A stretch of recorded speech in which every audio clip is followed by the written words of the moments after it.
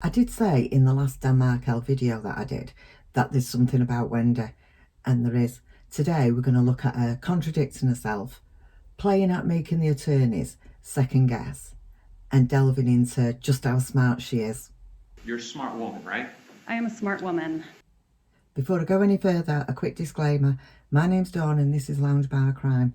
Everything that you hear in this video is from my own research, my opinion, and for entertainment purposes only.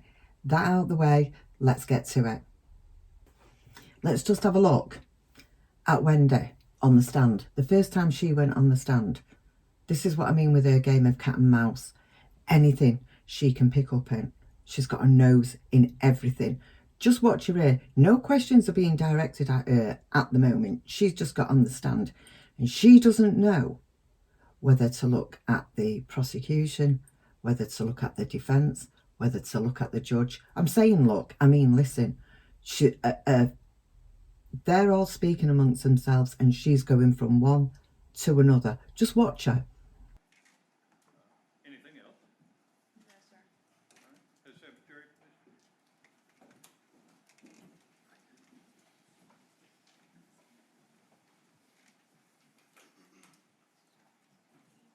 Your Honor, could I just get an estimate on the time so I can tell her what I think she said about 45 minutes. would we then break after theirs and reserve cross for Tuesday? No. We're gonna finish today with this witness. I understand, I don't believe they were gonna be able to do the deposition today. That's up to you. If you guys can secure a reporter for us. We'll use our reporter insurance. Oh, tonight you mean? Have to work on that. Don't know. We're waiting. Jurors in the courtroom?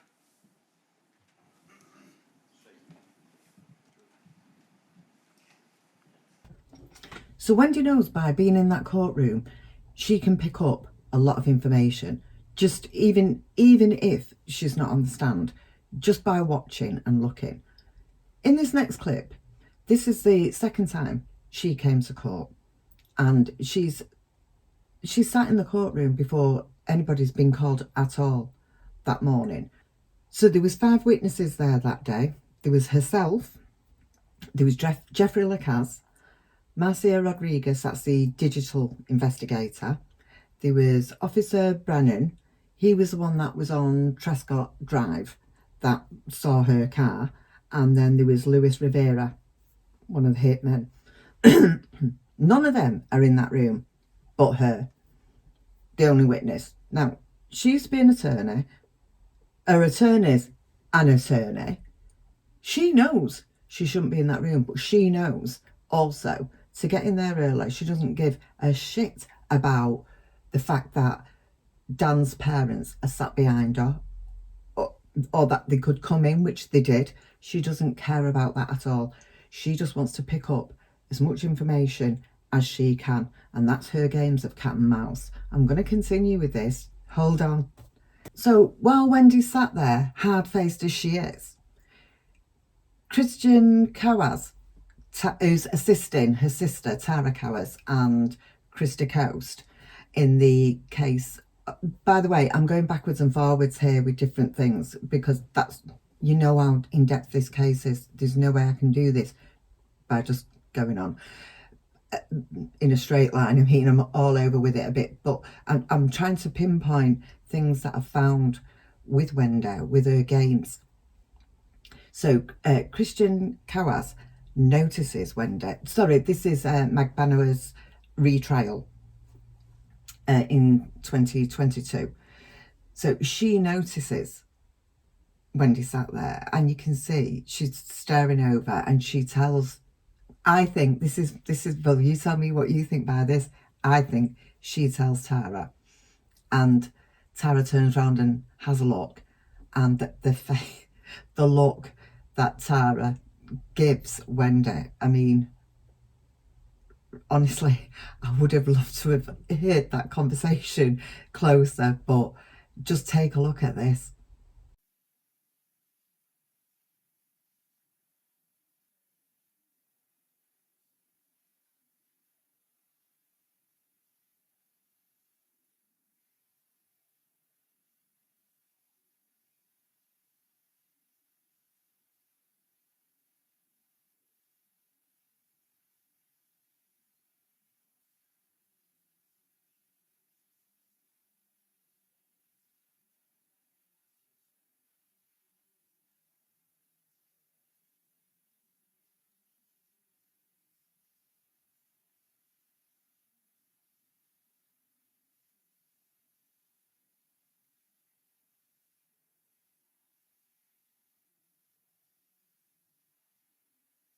But I'm just going to go back to that video again to show you. Now watch closely. When it doesn't matter where Wendy's at, because Wendi will pick up information and she'll play this game anyway. But just have a look at this video. You'll see that Chris DeCoste is stacking papers.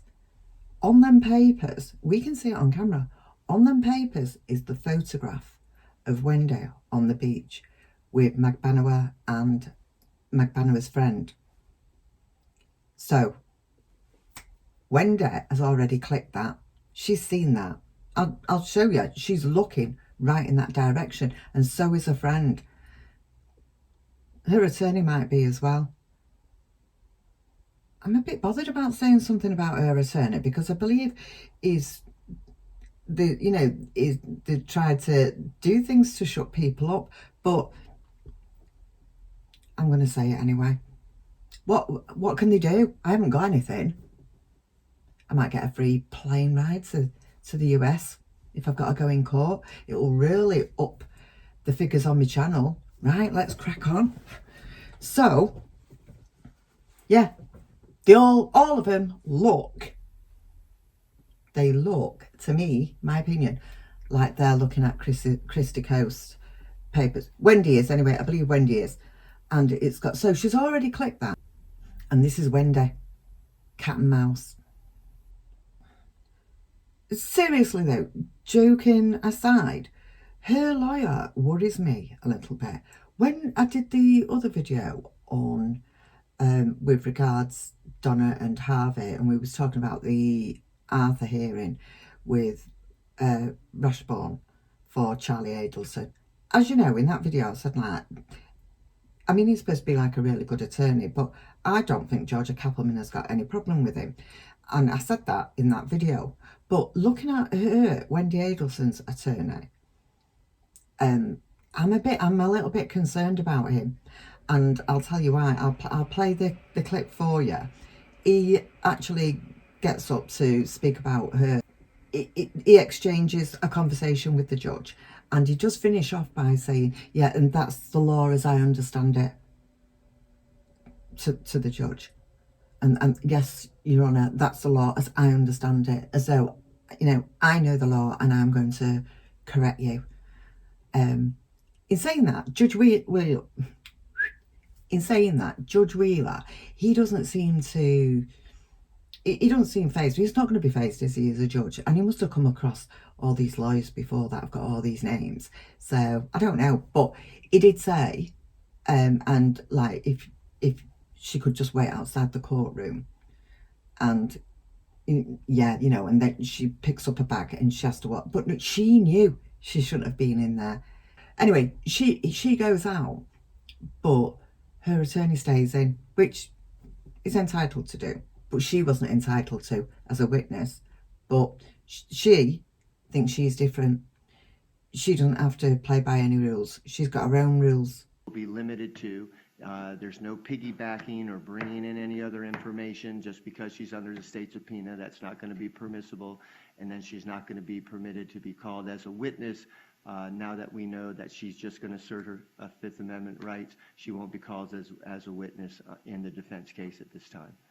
Yes, Your Honor, that's Okay. exactly our understanding of the law. All right. Okay. Anything else for the court? No, sir. Okay. I'm going to ask that Ms. Adelson then please remain outside the courtroom because she's subject to the rule. Yes. All right. Thank you. And Your Honor,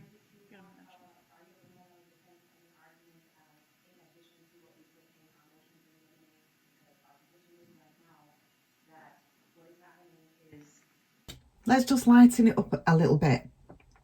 This clothes thing, don't worry, I'm going to go back to it all.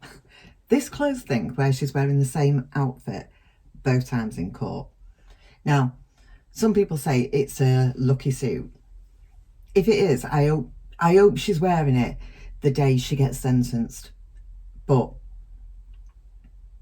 and then other people say that she's wearing it so that media don't pick up, or, you know, it doesn't get as much momentum online because of the same clothes, because it'll just look like the same old footage of her on trial, giving evidence previously.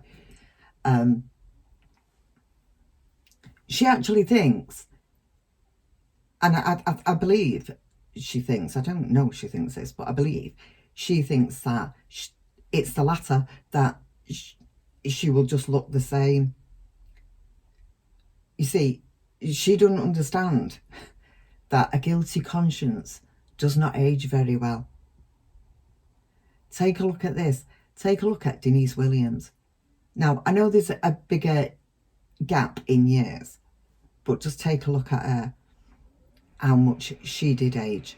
The owl t-shirt. You know, in crime, they say there's no coincidence. And that is a massive coincidence for her to put an owl t-shirt on. It's also like what an owl represents as well. So it could have been from that and a coincidence that the photograph went up on Instagram of Rivera putting that up. I just think that's too much of a coincidence. And like I say, how many times do you read in crime that investigators say that they never ever take anything as a coincidence? So, yeah. Right, let's get back to it.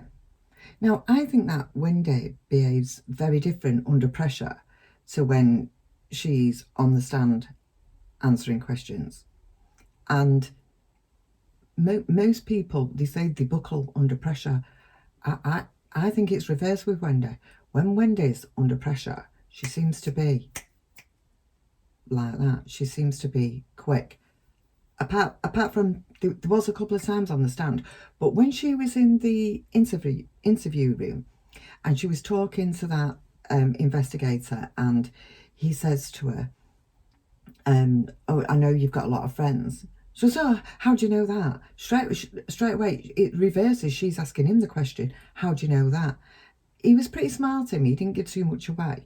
And then he said, for the last minute lunch. And she goes, last minute? For him to elaborate on that, she, rather than giving on that, she puts him on the spot and she's asking him the questions. So, and during that time, she knew that she was on camera, but she was pretty smart. Stupid little things that most of us wouldn't have even picked up on, really. She obviously, she's got a guilty conscience, so she's listening to everything. So yeah, but that last minute lunch, that becomes more apparent later on. But at that start, in that interview room, it was last minute. Like, what are you talking about? I have a lot of friends. I know. How do you know that? Well, you had two of them up there for a last-minute lunch date, right? Last minute. Well, I mean, you went up there. You're sitting with them. Now, I thought that this was a bit random for her to say, it was my first time buying bourbon. She can't. I don't think she even knows that she plays this role of, oh, I'm just so innocent. It's my first time buying bourbon. Really? Should have lived where I live. We was buying it at 15. My first time. Why would you say that? My first time. If she'd have bought a bottle of vodka, would she have said then, it's my first time buying vodka? Or is it because it was bourbon? I don't know what the point was in that. And she said it was on the list. Was it on the list? Did the investigators get that list? Did they go around and see the people that were having that party? I don't know. You might all know that. I really don't know, because with this case, you just can't get, or well, you can, but it's there, but you just it's just so much. You've got to just kind of stay in one direction, and I don't actually know if it was on a list. So that'd be interesting. I wonder if they're saving that. I wonder if they've ever spoken to them.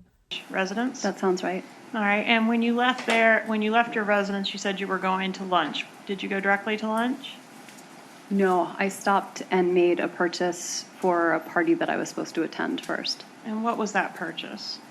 It was my first time purchasing bourbon. It was for It was for not a bridal shower, it was for a bachelor, no, it was for a wedding party, but it was the bride and groom together, and they had asked for people to buy certain alcohol to help them. Like a stock the bar party? A stock the bar party, I forgot what Yeah. it's called. Okay. And do you remember what type of bourbon you purchased?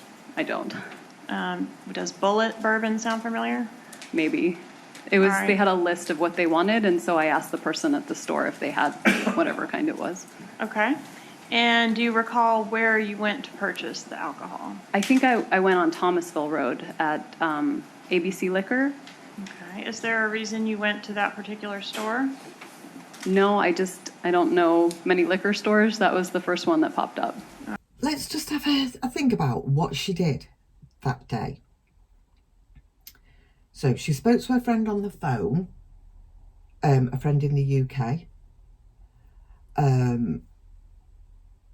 She waited for the TV man to come between 8 and 12. Don't forget also, during that time of questioning with Georgia Cappleman, she didn't remember. All she kept saying was that this TV man was coming between 8 and 12. I find it absolutely, I don't even know the word, that she, even to this day, she can remember what time that TV repairman was coming at, but she can't remember the time that her children's father was murdered, which, as you know, Georgia Cappleman says rarely. Anyway, what else was she doing that day? She was having lunch, last minute. Yeah, and she visited the crime scene. Right, so she waited for a TV man. She was speaking with a friend from the UK. She was going to lunch with friends, and she visited the crime scene as well. Oh, sorry, and she was going to buy Bullet bourbon. I forgot that a minute ago. She was buying Bullet bourbon. Do you not think that's a bit overplan? I would like to have seen, but don't forget she deletes everything, doesn't she? She's very OCD. She uses WhatsApp and she deletes everything. But I would have liked to have seen her diary for earlier that week, and what was planned for the rest of the week and the following week. But that day is a very, don't forget as well, she had an event at the night time to go to. And really, maybe this is me, I don't know, if I was going to an event at the night time and I had all day off work, which she did, I don't think I'd be going for lunch with friends in the afternoon, last minute or not. And I'd like to know who arranged that last minute lunch meeting. When you left the residence and encountered the roadblock, where were you headed? When I left my residence, I was headed to ABC Liquors to get an item that was requested for a Stock the Bar party. I was supposed to go to that Friday night. And what was that item?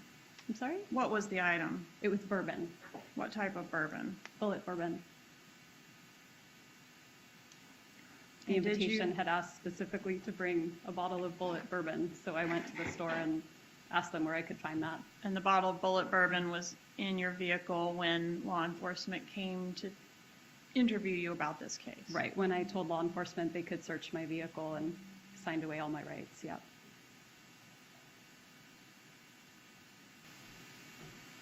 All right, let's go to the day of Dan Markel's murder. What were you doing that day? I was at home that morning. I was working on a couple of pieces of writing. I was waiting. I remember the Geek Squad was coming to fix my television. And I think Was they that said the same television that your brother had purchased for you as a divorce gift because it was cheaper than hiring a hitman? it was the television that my brother had bought for me. All right. Setting it up for that morning of sometime, like when you wait for a repairman to come, they come in a window, they say between 9 and 1. I remember there being a window they had told me. And do you remember the specific window in this case? I keep thinking it was 8 to 12, but I don't know if that's correct. Okay, and we're talking about 8 a.m., between 8 a.m. and noon. And you agree that your husband, ex-husband, sorry, I keep doing that, was murdered between 8 a.m. and noon? I don't know the exact time of when it happened. Really? Between 8 a.m. and noon? Yes. I mean, yes, but I thought it was closer to 10 or 11. Okay. But the question was it between 8 a.m. and noon? Yes, it was between 8 a.m. and noon. All right. And did you leave your residence at all that day after you got the TV or the TV man came? After the TV repairman came, I did a little bit more work from home. I talked to a couple of friends, and then I made plans to have lunch with 2 friends that I frequently saw on Fridays. And we made kind of a last-minute plan to have lunch. And then I had a few errands to run before I met them. So I did that. I picked up gas. I picked up something I needed for a party that night. And then I went to meet my friends for lunch. All right. And do you know what time you left the residence that day? I don't. I guess it's somewhere around noon.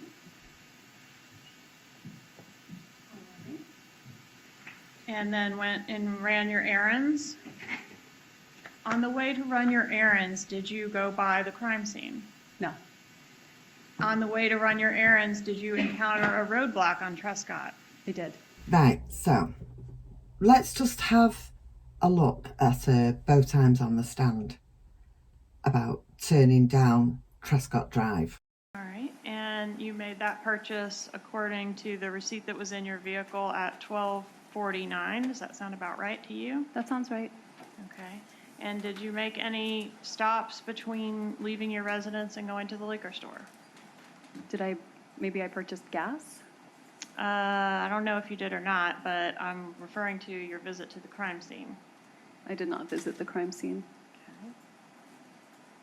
You did not pull up to the crime scene tape on Trescott Drive? No. I was driving on Centerville Road, and sometimes I would take the shortcut through Trescott. Yes, ma'am. But when I was driving on Centerville Road, I saw some sort of tape or obstruction, and so I didn't turn. Okay.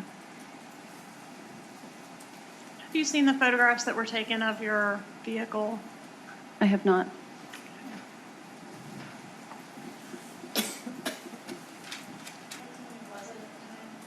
That looks like my car.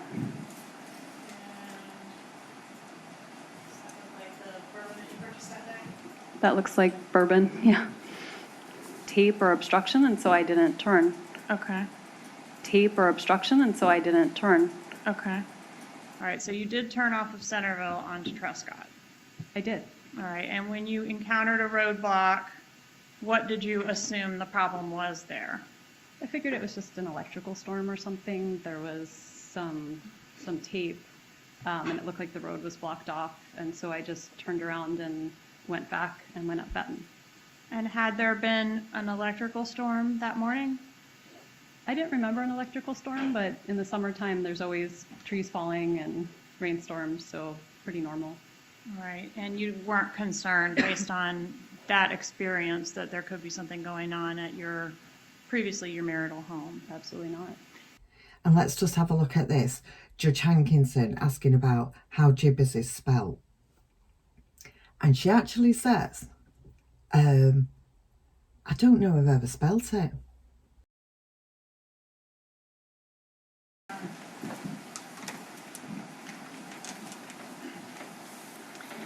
I noticed in the emails that your mother referring to, who I think is Dan Markel, as gibbers. What does that mean? Gibbers was a nickname that I gave Danny when he was being really difficult and causing me a lot of pain. Was sort of a nickname I gave him to make him feel less threatening. So it was a derogatory thing. I wouldn't say it was derogatory. Did you call him that to his face? No, I called him Danny to his face. Okay. And gibbers would be what? How would you spell that? I don't know that I ever spelled it out. In the emails, I think it's spelled with a J, but I guess you could spell it with a G. Jibbers. That would be one way to Ms. spell it. Adelson, you had Mr. Markel's phone number programmed into your phone as Jibbers, didn't you? That's right.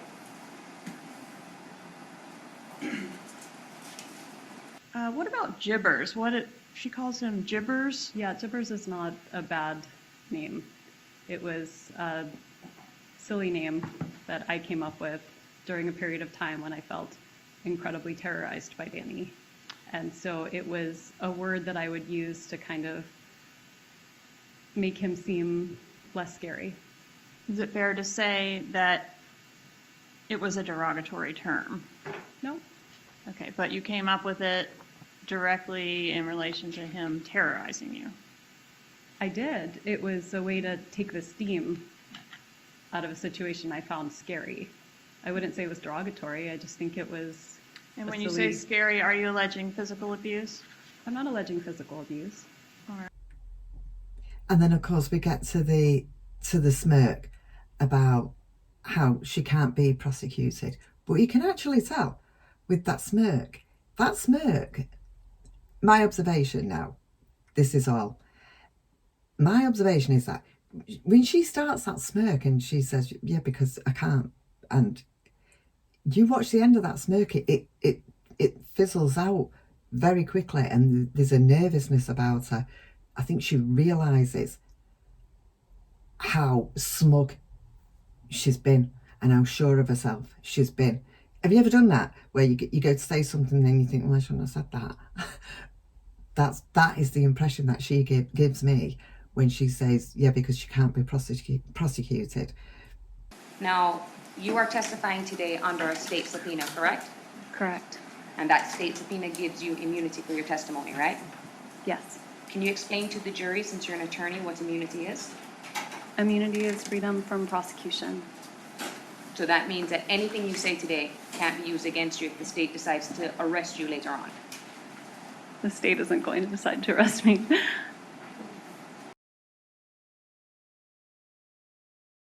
But of course, by the second time on the stand, she's more explanatory about it. There's no smirking.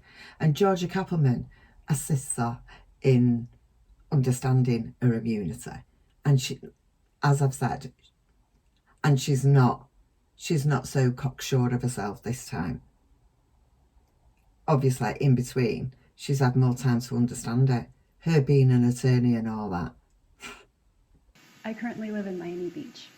And are you here today pursuant to a state subpoena? Yes, I am. And do all state subpoenas confer immunity? I don't know if all state subpoenas confer immunity, but this one does. Okay, and do you believe that your subpoena is special or different from other state subpoenas? I don't believe it's special or different, so I suppose they all carry immunity. All right, and does the immunity conferred upon you by the subpoena mean that you can never be prosecuted associated with this case? That's right. That's what you think it means? That's what I think it means. Okay. And do you think, isn't it true that it's use and derivative use immunity? Do you agree with that? Yes. Okay, but not complete immunity from prosecution. Do you agree with that? That's different than what you just asked before. So I'm sorry, can you repeat the question? All right, so what I'm trying to allow the jury to understand is what sort of immunity you have. What is your understanding of what it means for you to have immunity pursuant to the state subpoena? So I have derivative and use immunity. And so in the future, a prosecutor couldn't use what I say here today against me. Correct. But you could be prosecuted, just nothing you said here today could be used against you in that prosecution. Do you agree with that? I suppose so. Okay. If you're still watching this video now, it must mean that you're enjoying it just a tidgy little bit. So, you know what I'm going to say? Hit the tidgy like button below. Go on. Chris DeCoste knows how to get a reaction out of Wendi. And I know they're the defence. You know, he's not bothered one bit, and I like that. And what I like is that you see a side to Wendi, aside all this, like a Stepford wife sat there, you know, like all the time when she first gets on the stand, and yet the reality is when she comes under not even attack, just being put in a corner where she's got to answer questions. She doesn't like it. She's never had to answer to anybody, and she doesn't answer to people. She calls the shots, and you can tell she does what she wants. But have a look at her and have a look. I mean, this is what I'm thinking is what Donna's going to be like. This is why I would like to see Donna on the stand next, because I think she's got that from her mother. As I said in the last video, the apple doesn't fall far from the tree, and her nostrils are flaring, her eyes are staring. She's being challenged. She's not being attacked. She's being challenged, and that's her attitude and the effect it has on her if she's challenged. And just have a look at this, and just look at this picture. Can I just tell you, I know when you look at this picture, you'll think I've photoshopped it or done something with it, but I seriously didn't. I just paused the video at one spot and went and made a cup of tea. And when I come back, this is what was looking at me.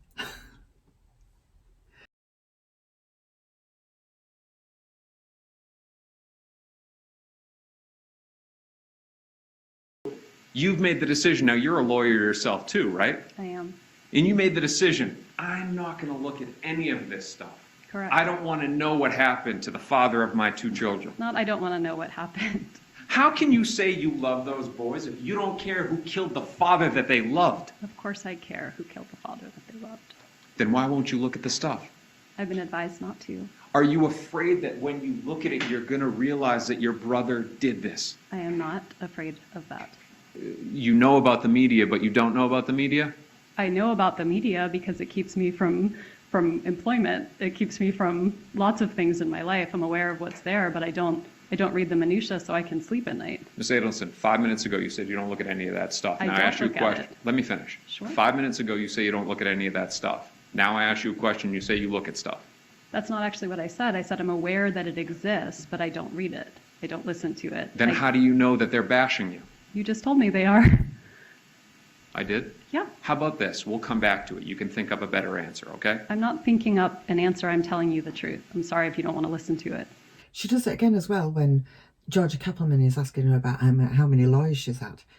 And she goes, well, I had one, and because of Dan, blah, blah, blah, I had to get another. Dan had 4. She just can't help.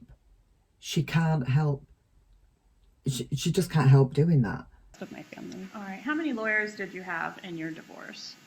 I had one, and then Danny accused her of ethical violations and stealing money, and so I had to hire a new attorney. I think he had 3 or 4. No, I was talking about you. So you had 2. I had one, and then I had to get another, yes. All right. And who paid for those 2 attorneys? I did.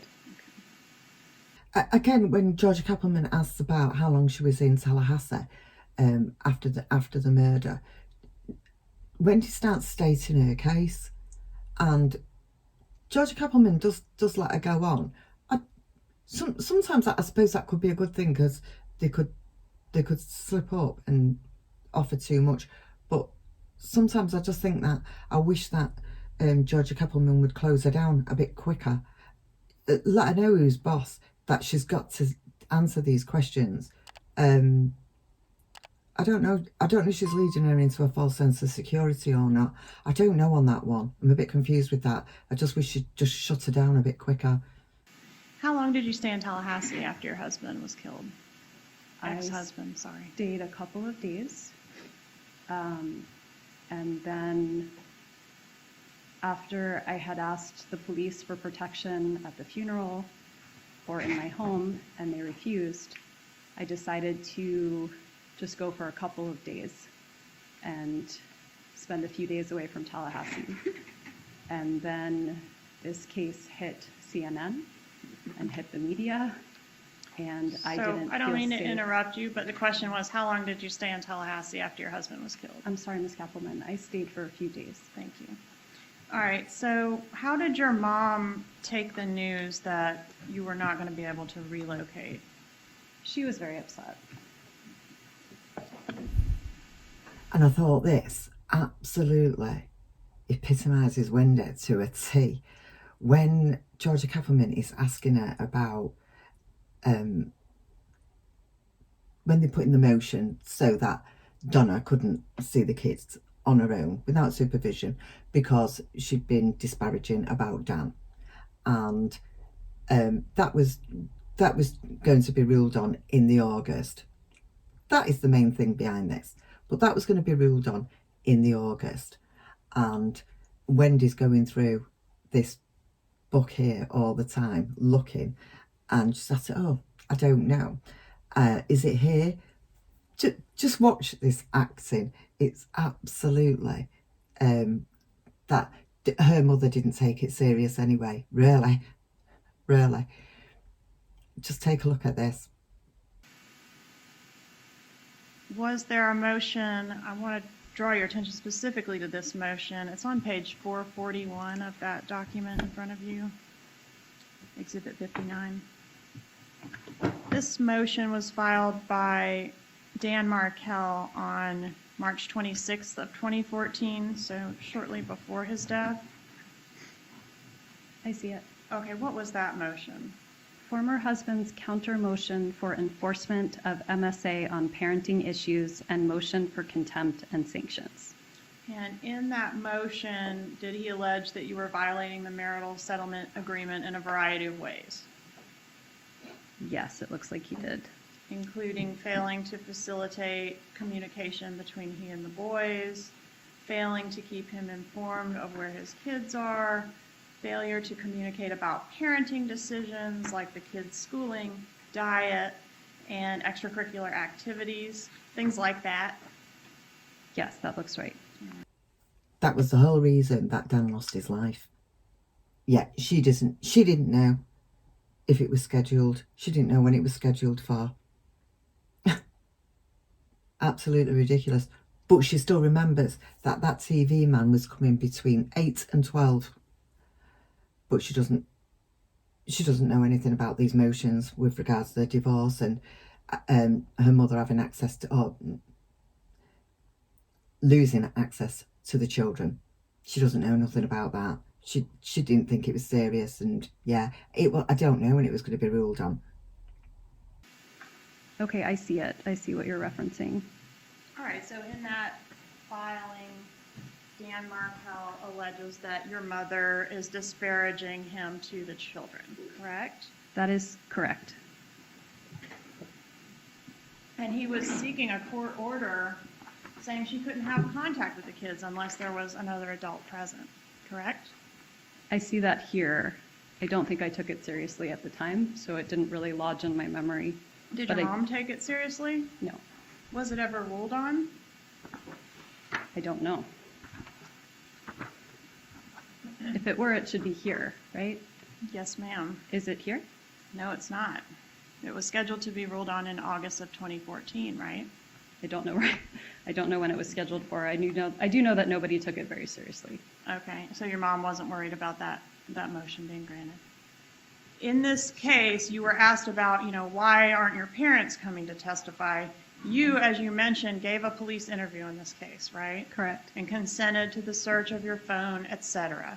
You gave testimony in this case, right? Yes, All right, and your parents did not, correct? they did not give testimony. They have not testified. They They've have not not been given a asked to police. come testify, but they would if they were asked. Okay. And have they given any police interviews?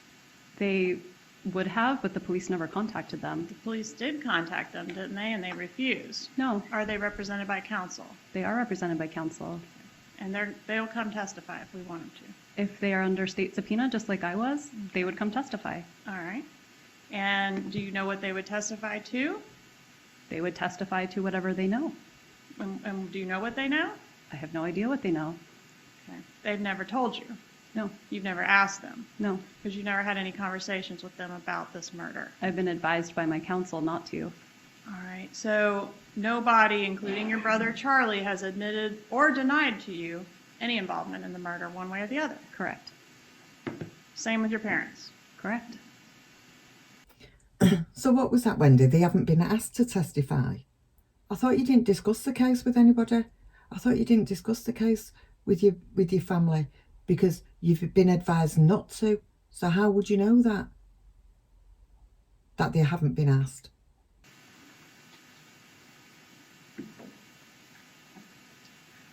Do you want the culpable parties in this murder held accountable? Absolutely. And even if it involves your own family? Absolutely. Do you recall giving an interview with law enforcement on the day that your ex-husband was murdered?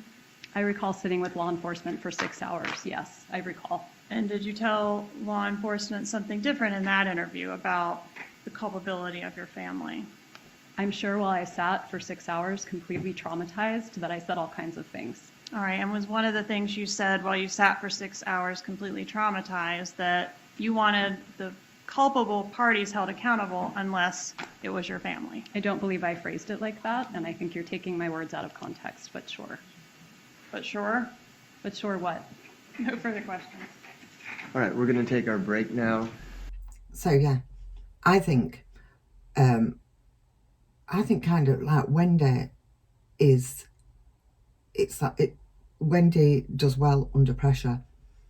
I think when she's given a lot of time and it's very relaxing, I think she slips up a bit. I mean, she'll slip up a bit when she gets under pressure, but I think generally she's I don't know if it's because that controlling thing comes out in her, but I'm hoping that if they do get her on the stand, that they're a bit tougher on her than Georgia Cappleman mainly.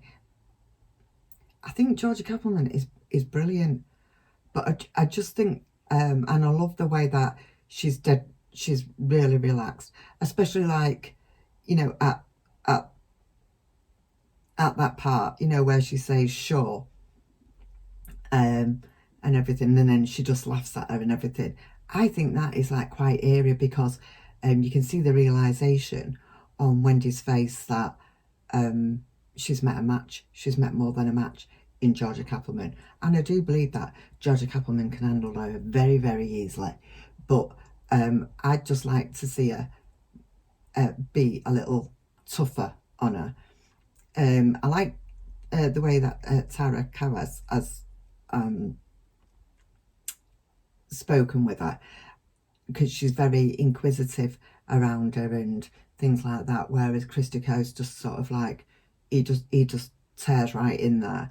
I've got to say that I did enjoy that because it's shown Wendi, it brought out Wendi's personality, and as I said before, I think that's her mother, and I think if they could get Donna there and somebody like DeCoste questioning her like that constantly at her, I think she's going to slip. I think Donna would slip up a bit. Wendi's still quite young, and she's quick off the mark, whereas her mother is. Her mother's cute. She's well clued up, but I don't think she'd be as quick off the mark as Wendi is. So I think she'd really mess up. So I'd love somebody like DeCoste to cross-examine Donna. I just think that with Georgia Cappleman, it's sometimes it's a little bit too relaxed, and it just gives too much time for him to think. Unless she's got something up her sleeve, which no doubt she's got quite a lot up her sleeve. I just wish sometimes she was just a little bit, she'd just stop her meandering off into the distance with her life story and how things were so bad for her, because juries are listening to that. And if she's going to continue to be able to do that, along with having Lauro, whatever it's called, her attorney, in tow it as well, then yeah, I don't really like that recipe at all. Right, I'm starting to chatter on and on and on. If you want more videos like this, click the subscribe button and don't forget the notification bell, because I know some people have said they didn't know I had a video out, especially when I did the Sarah Boone one. I think a few people forgot to hit the notification bell, I'm not sure, but yeah, so I've done a recent one on Sarah Boone. I'm also going to be covering the trial with Sarah Boone. This Dan Markel case I'm not finished with yet. I've got another one in the offing. Take care, stay safe, and come back. Bye.